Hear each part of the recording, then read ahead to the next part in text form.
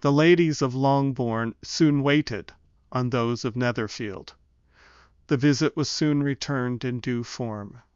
Miss Bennet's pleasing manners grew on the goodwill of Mrs. Hurst and Miss Bingley, and though the mother was found to be intolerable, and the younger sisters not worth speaking to, a wish of being better acquainted with them was expressed toward the two eldest by Jane. This attention was received with the greatest pleasure, but Elizabeth still saw superciliousness in their treatment of everybody, hardly excepting even her sister, and could not like them, though their kindness to Jane, such as it was, had a value as arising, in all probability, from the influence of their brother's admiration. It was generally evident, whenever they met, that he did admire her, and to her it was equally evident that Jane was yielding to the preference which she had begun to entertain for him from the first, and was in a way to be very much in love. But she considered with pleasure that it was not likely to be discovered by the world in general, since Jane united, with great strength of feeling, a composure of temper, and a uniform cheerfulness of manner, which would guard her from the suspicions of the impertinent. She mentioned this to her friend Miss Lucas. "It may perhaps be pleasant," replied Charlotte, "to be able to impose on the public in such a case, but it is sometimes a disadvantage to be so very guarded.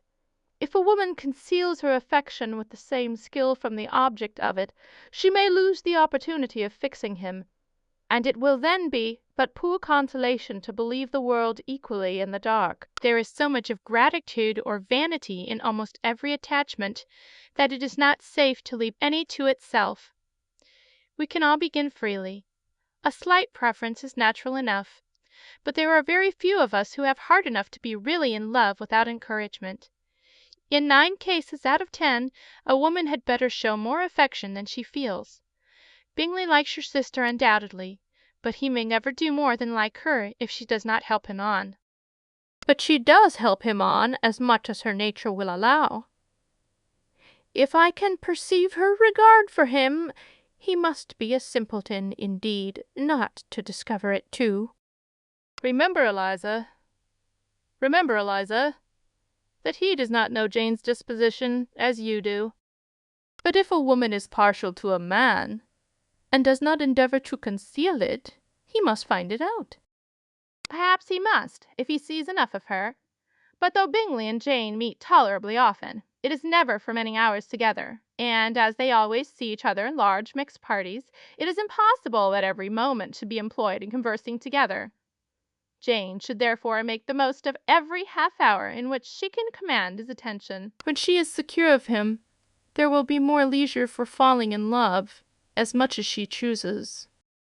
"Your plan is a good one," replied Elizabeth, "where nothing is in question but the desire of being well married, and if I were determined to get a rich husband, or any husband, I dare say I should adopt it. But these are not Jane's feelings. She is not acting by design. As yet she cannot even be certain of the degree of her own regard, nor of its reasonableness. She has known him only a fortnight. She danced 4 dances with him at Meryton. She saw him one morning at his own house, and has since dined with him in company 4 times. This is not quite enough to make her understand his character." "Not as you represent it. Had she merely dined with him, she might only have discovered whether he had a good appetite. But you must remember that 4 evenings have also been spent together, and 4 evenings may do a great deal." "Yes, these 4 evenings have enabled them to ascertain that they both like Finct, and better than commerce. But with respect to any other leading characteristic, I do not imagine that much has been unfolded." "Well," said Charlotte, "I wish Jane success with all my heart, and if she were married to him to—morrow, I should think she had as good a chance of happiness as if she were to be studying his character for a 12-month. Municipal marriage is entirely a matter of chance.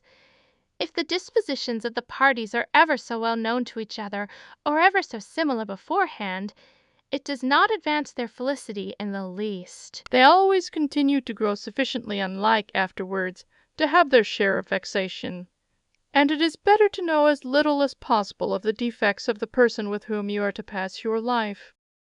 You make me laugh, Charlotte, but it is not sound. You know it is not sound, and that you would never act in this way yourself. Occupied in observing Mr. Bingley's attentions to her sister, Elizabeth was far from suspecting that she was herself becoming an object of some interest in the eyes of his friend. Mr. Darcy had at first scarcely allowed her to be pretty. He had looked at her without admiration at the ball, and when they next met, he looked at her only to criticize. But no sooner had he made it clear to himself and his friends that she had hardly a good feature in her face, than he began to find it was rendered uncommonly intelligent by the beautiful expression of her dark eyes. To this discovery succeeded some others equally mortifying. Though he had detected with a critical eye more than one failure of perfect symmetry in her form, he was forced to acknowledge her figure to be light and pleasing, and in spite of his asserting that her manners were not those of the fashionable world, he was caught by their easy playfulness. Of this she was perfectly unaware. To her, he was only the man who made himself agreeable nowhere, and who had not thought her handsome enough to dance with. He began to wish to know more of her, and as a step towards conversing with her himself, attended to her conversation with others. His doing so drew her notice. It was at Sir William Lucas's, where a large party were assembled. "What does Mr. Darcy mean?" said she to Charlotte. "By listening to my conversation with Colonel Forster. That is a question which Mr. Darcy only can answer.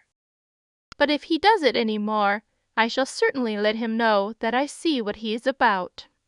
He has a very satirical eye, and if I do not begin by being impertinent myself, I shall soon grow afraid of him." My dear Miss Eliza, why are you not dancing? Mr. Darcy, you must allow me to present this young lady to you as a very desirable partner. You cannot refuse to dance, I am sure, when so much beauty is before you. And taking her hand, he would have given it to Mr. Darcy, who, though extremely surprised, was not unwilling to receive it, when she instantly drew back, and said with some discomposure to Sir William, "Indeed, sir, I have not the least intention of dancing. I entreat you not to suppose that I move this way in order to beg for a partner." Mr. Darcy, with grave propriety, requested to be allowed the honour of her hand, but in vain. Elizabeth was determined. Nor did Sir William at all shake her purpose by his attempt at persuasion. You excel so much in the dance, Miss Eliza, that it is cruel to deny me the happiness of seeing you.